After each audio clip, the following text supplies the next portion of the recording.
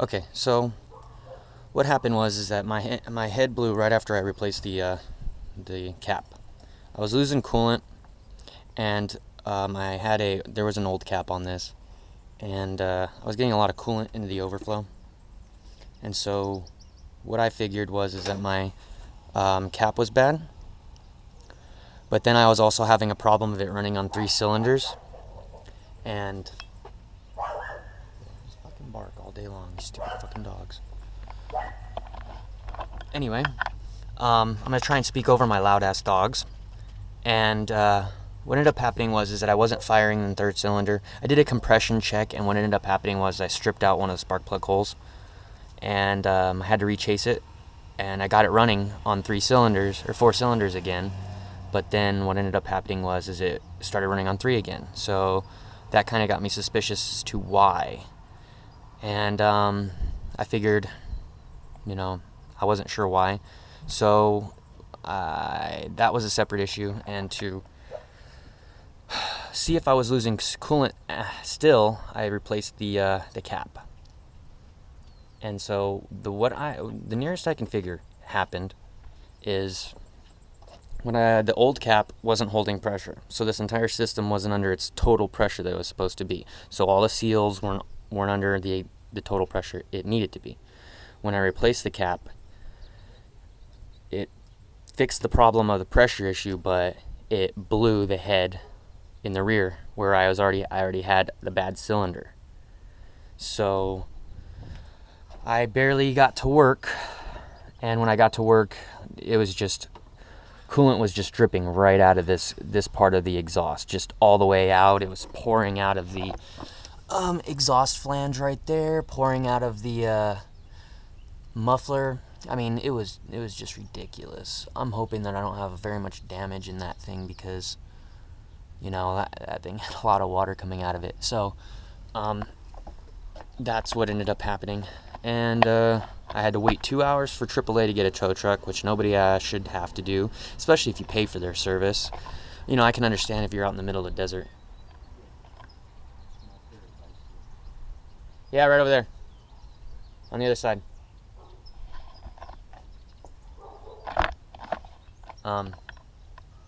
So I'm going to document everything I do so I don't get lost.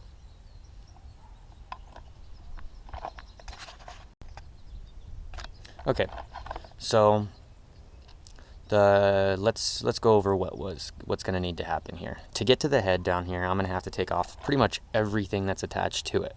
So I'm going to start, first thing I'm going to do is I'm going to start with this side. I'm going to start with the intake side. There's not as much shit on it. I mean, really though, all I have to do is just take off the intake. This is a carbureted car. The person I bought it from took out most of the electronics. It still has the wiring harness, but that's not being used. I can shove that to the side. So I'm going to have to take off all that, and then take off everything up in the front. Well, I mean, this is not in order, so just letting everybody know. And then take off everything up here.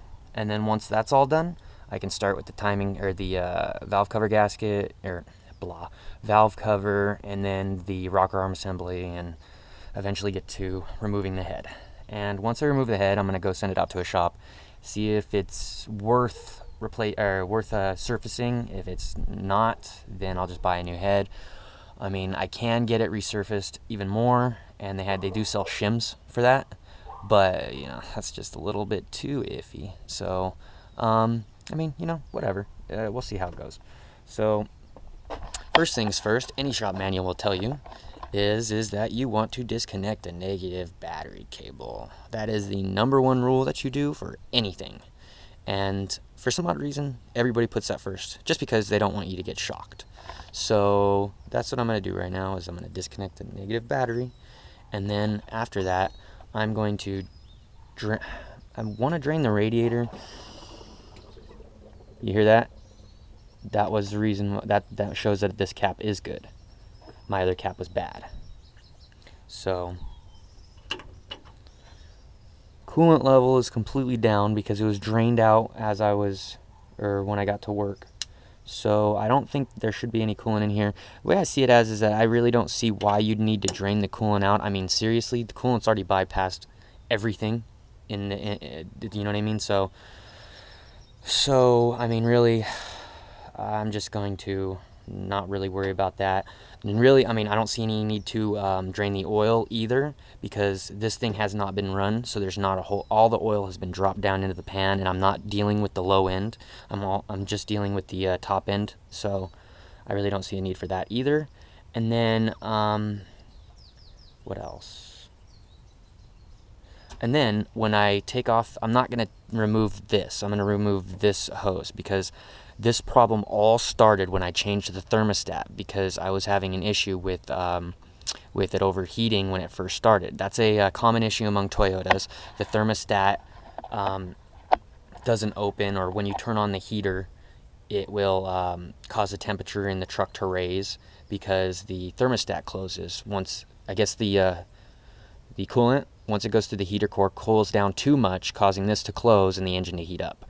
And so what they recommend is either you buy a factory Toyota thermostat, which has 2 valves, or 2 springs that open instead of 1, or you drill a hole in one of the AutoZone, you know, aftermarket crap ones. So that's what I did with the one I had, is I just drilled a hole into it, and it wasn't really that big of a deal. But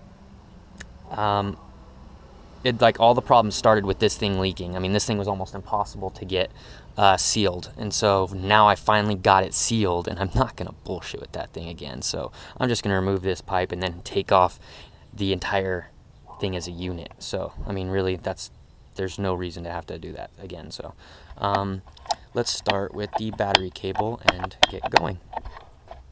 So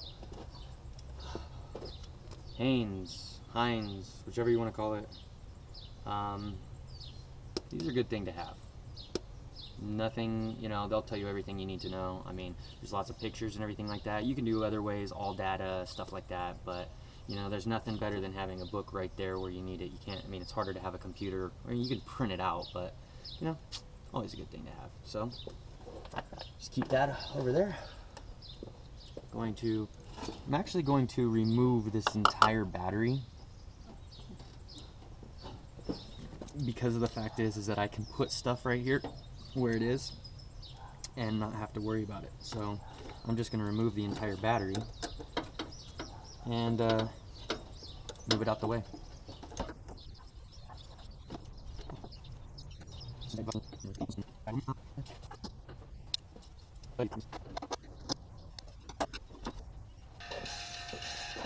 I don't care how anal YouTube is about music, I gotta listen to something.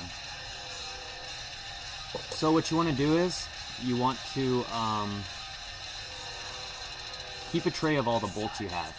Here, hold on.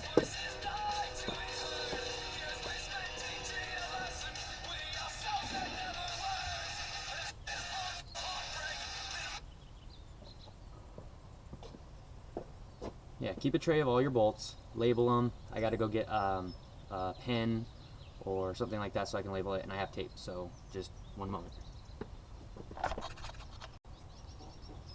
Okay, took off the battery holder. When you're not using any of the bolts, try replacing them and putting them back in where they were, so that you don't lose them and you don't lose the spot. This came off of one of where the battery hold down is. Screw that back in and you won't lose it. So that's out. Pull the battery out. There we go.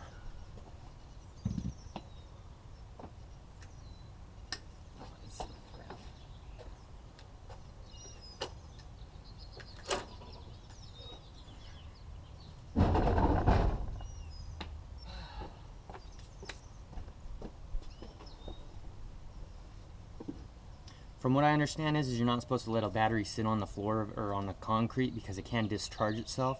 So I just put it in the back of my bed, because my truck is not grounded, because it's not, there are tires obviously. So now what to do? Now I guess I can take this hose off, so that once this hose off, I'm thinking about just taking the carburetor off and then taking the unit, or the manifold off. So Let's see how it works. Let's go. Radiator hose is old. See if we can get it off. She's coming. She's coming.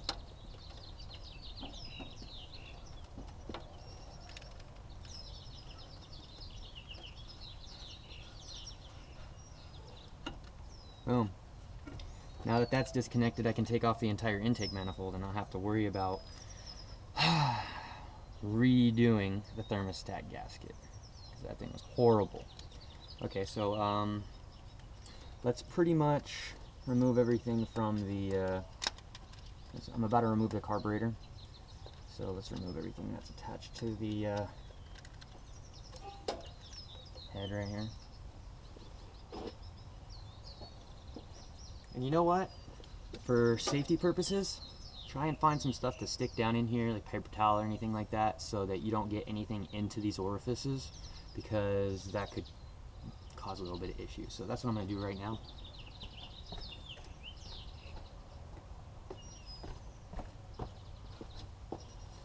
So what you do, just take a little paper towel, something like that, shop towel, just stick it right down in there.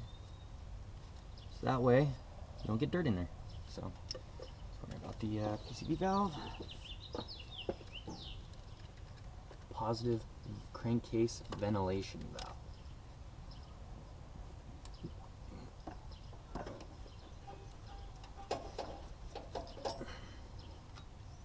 A little bit further back than I like. Thank God for my bumper. You know, when you're short, kind of have to get up on top of the engine. There we go. That thing was pretty good stuck in there. Oh no. We might have a serious issue here. So, that's no good. I might have to buy a new one, because let's see if you can zoom in on that. I'm not sure if you guys can get that, but it looks like there's milky white substance in there. Definitely signs of a blown head. So, oh well, let's get to it.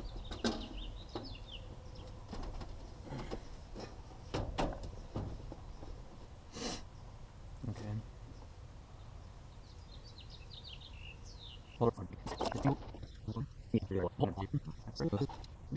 Okay, this is where it would be a good idea to start marking stuff, because I've got a fuel. This is a fuel pressure regulator, and it's got three ports on it, and I don't want to confuse any of the tubes. So, wait a second. I'm gonna come in. That's the return line, and then this is to the carburetor. I don't think I can mess that up, but it's still a nice idea to label. Oh. Next thing I'm gonna do is I'm gonna remove this brake booster. I have a good idea of where everything goes. As long as I keep the PCV valve on, I can just remove this and not have to worry about labeling it, because I know what requires full manifold vacuum and what doesn't. So, trying to take the camera.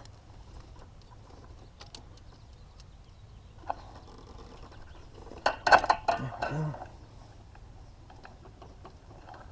Later. Right now I'm just gonna get that carb off. It's the first time I've ever taken this carb off, so that's gonna be a little sketched, because I have a brand new carb and it's not a big deal, but I've always been scared about taking this thing off.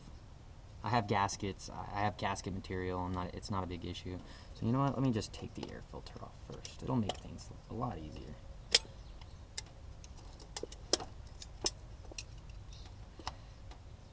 That's a dirty filter. I gotta clean that when I put it back on. Okay, so carburetor's been taken off. A little thing here that I thought was funny is that this is the 2-plate adapter piece. I'm assuming it's a 2-plate adapter piece. May just be 1 plate. I think that he may have skimped out on the 2nd plate, but you can tell there was 2 studs that are missing. These 2 are where the fat was factory. I think he drilled holes up underneath here and then stuck 2 bolts because these two had 2 bolts in it, and so that's kind of janky. But the gasket itself does not look that bad. So I mean, I'll have to pry that son of a bitch up, not damage it, because these are the only gaskets I have for this. So, but yeah, now the carburetor is taken out, I can get to the manifold. So what I'll do is, before I do the manifold, I'll take the bracket off for the throttle cable, and just remove that. So let's check it out. This is my really dirty Weber carburetor. I'm probably guessing the damn thing's burnt out or whatever, but I have a brand new one, so I'm not really worried about it. The only thing I'll have to take off take off the old one and put the brand new one on is this little bracket right here, because this is not stock on Weber carburetors, this little piece. And so yeah, you can look at how dirty the damn thing is, dude. It was really hard. I mean, I tried to keep it clean, but I mean, I go wheeling so much, these parts get so dirty, it's not even funny. So I mean, look at the motor. The motor's dirty as hell. Oh, somebody's texting me.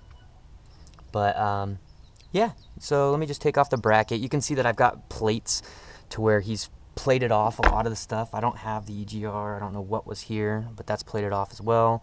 So, you know, just leave all that stuff in there. It's not a big deal. I just needed to get to the manifold bolts so that, you know, it was easier. Taking the carburetor off to get to the manifold bolts wasn't too much of an issue. So let's get to it.